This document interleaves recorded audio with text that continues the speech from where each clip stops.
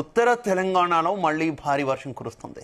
మెదక్, సంగారెడ్డి, సిద్దిపేట, జనగాం జిల్లాల్లో భారీ వర్షం కురుస్తుంది. ఉదయం నుంచి వాతావరణం డ్రైగా ఉండగా సాయంత్రం ఒక్కసారిగా వాతావరణం మారిపోయింది. 5 గంటల తర్వాత మెదక్ జిల్లాలో భారీ వర్షం మొదలైంది. తర్వాత సంగారెడ్డి, సిద్దిపేట జిల్లాలకు విస్తరించింది. గంటలోనే మెదక్ జిల్లా దామరంచలో 72 మిల్లీమీటర్ల వర్షం కురిసింది. ఇక వెల్దుర్తిలో 56, తూప్రాన్లో 49, కుల్చారంలో 41 మిల్లీమీటర్ల వర్షపాతం నమోదైంది. అర్ధరాత్రి వరకు ఉమ్మడి మెదక్ జిల్లాలో భారీ వర్షాలు కురుస్తాయని అంచనా వేస్తున్నారు. అటు ఆసిఫాబాద్, ములుగు, భద్రాద్రి, ఖమ్మం జిల్లాల్లోనూ రాత్రికి భారీ వర్షాలు కురవనున్నాయి. మెదక్ జిల్లాలో ఉన్నటువంటి సింగూరు డ్యాం గేట్లు ఇప్పటికే ఎత్తగా నిజాం సాగర్ డ్యాంకు భారీగా వరద వస్తోంది. తాజాగా కురుస్తున్న వర్షాలతో నిజాం సాగర్ డ్యాం నిండే అవకాశం ఉంది.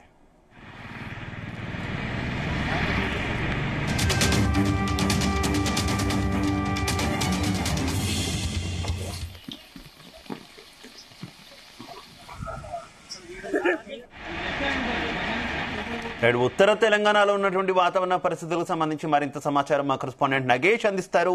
నగేష్, ఉత్తర తెలంగాణలో భారీ వర్షం కురుస్తోంది. ముఖ్యంగా అల్పపీడనం ప్రభావంతో మెదక్, సంగారెడ్డి, సిద్దిపేట, దాని ఆనుకుని ఉన్న జనగాం జిల్లాలో అయితే వర్షం పడుతుంది. ఈ వర్షం కారణంగా ముఖ్యంగా రైతులకైతే తీవ్ర ఇబ్బందులు కలుగుతున్నాయి. తరచూ వర్షాలు పడడం అనేది రైతులకు, అన్నదాతలకు ఇబ్బందికర పరిస్థితి ఉంది.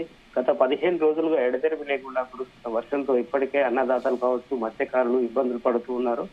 అయితే మెదక్ జిల్లాలో, సంగారెడ్డి జిల్లాలో కావచ్చు, మనం పొద్దున్న నుంచి చూస్తే వాతావరణం ఒక విధంగా ఉంది. సాయంత్రం అయ్యేసరికి పూర్తిగా వాతావరణం మారిపోయింది. అటు సిద్దిపేట జిల్లాలోనూ ఇదే పరిస్థితి ఉంది.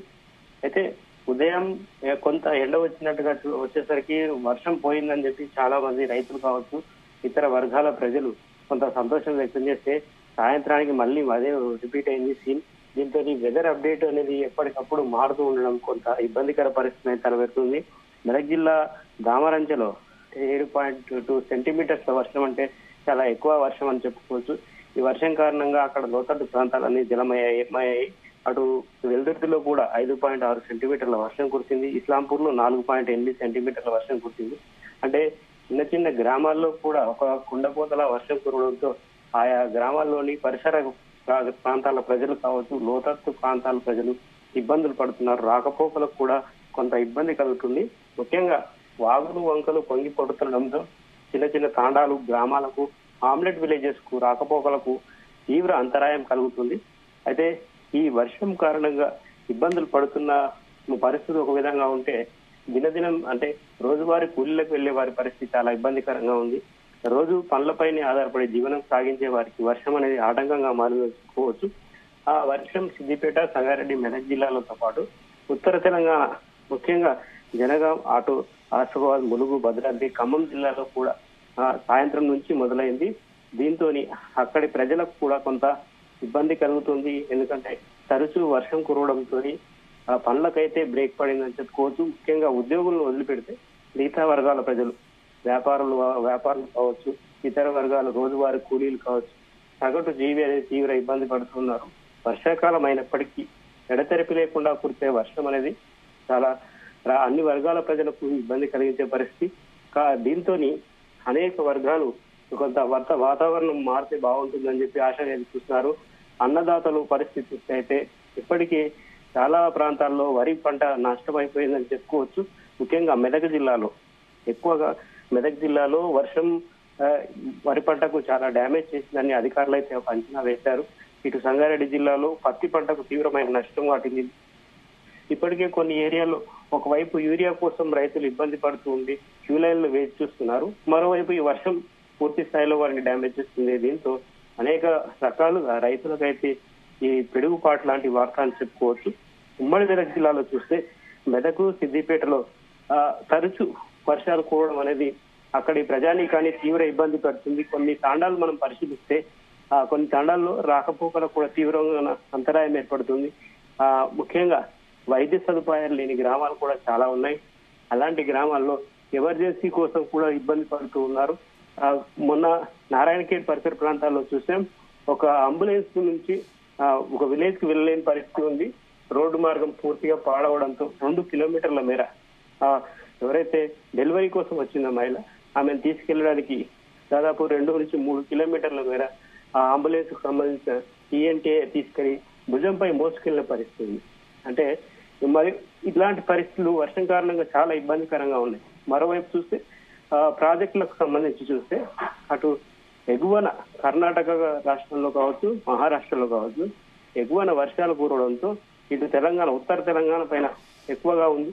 దీని ప్రభావం నిజామాబాద్, మెదక్, కామారెడ్డి 3 జిల్లాల నుంచి వర్ష ప్రభావం, వరద ప్రభావం ఎక్కువగా ఉండడంతో ఇక్కడ ప్రాజెక్టులకు ప్రారంభంలో జలకళ సంతరించుకుంది. కానీ ప్రస్తుతం అయితే గేట్లన్నీ ఎత్తివేయడంతో ముఖ్యంగా లోతట్టు ప్రాంతాల ప్రజలకు ఇబ్బంది ఉంది.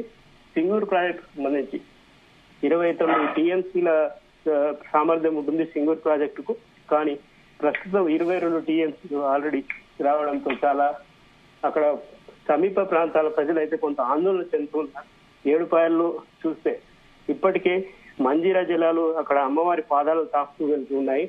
ఈ రోజు వైద్య ఆరోగ్య శాఖ మంత్రి దామోదర రాజనరసింహ కూడా సింగూరు ప్రాజెక్టు సంబంధించి అక్కడ వరద పరిస్థితిని, కాలువలకు గళ్లు పడ్డ పరిస్థితిని అయితే స్వయంగా పరిశీలించి వచ్చారు.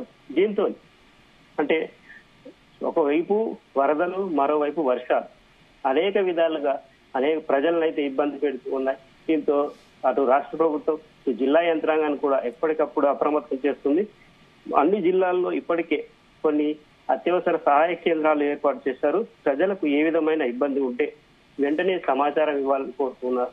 ఈ సమాచారం ఆధారంగా ఏ ప్రాంతాల ప్రజలకు ఇబ్బందులు ఉంటాయో వాటిని సత్వరం పరిష్కరించే విధంగా కొన్ని వేదికలు ఏర్పాటు చేస్తున్నారు. జిల్లాల్లో మనం చూస్తే కొన్ని కాల్ సెంటర్లు కూడా ఏర్పాటు చేశారు. ఇతర శాఖలకు, వ్యవసాయ, నీటిపారుదల శాఖలతో పాటు రెవెన్యూ శాఖలు కూడా సమన్వయంతో పనిచేస్తూ ఉన్నాయి. జిల్లాల కలెక్టర్లు, ఎస్పీ ఎప్పటికప్పుడు పరిస్థితిని సమీక్షిస్తూ ఉన్నారు. వరద కారణంగా ఎవరైతే లోతట్టు ప్రాంతాల ప్రజలు ఉంటారో వారు వరదల్లో చిక్కుకుంటే వారిని ఇమీడియట్ గా సురక్షిత ప్రాంతాలకు తరలించే విధంగా ఏర్పాట్లు చేస్తున్నారు. Right, okay, thank you.